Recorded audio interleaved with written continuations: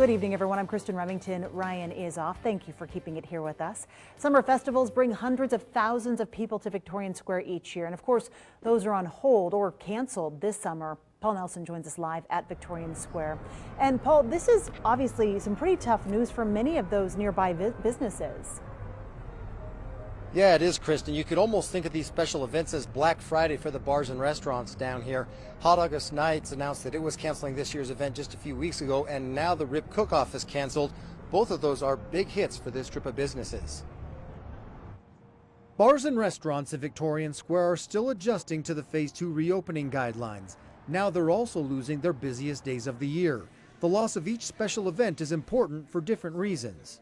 During Hot August Nights, we're very food heavy because that seems to be a crowd who wants to sit down and eat. The Rib Cook-Off, there's lots of ribs already, so our food business isn't the greatest, but we certainly beer goes well with ribs. Great Basin also has small outdoor concerts, but those aren't happening either.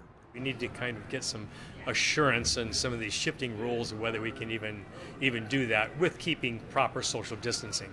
The Nuggets' new concert venue is also sitting empty. That's up to 8,500 people who aren't coming down here for live shows, possibly buying food and drinks at these businesses.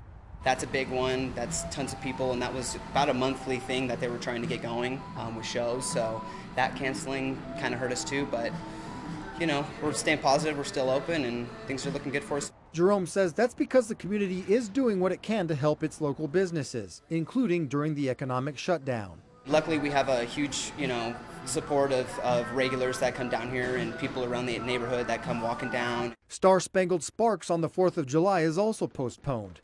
Business owners say these cancellations are tough, but they look forward to them returning.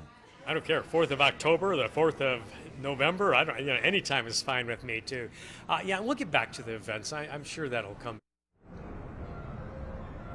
Now, since Great Basin is a brewery, it was able to distribute its beer to different stores during the shutdown.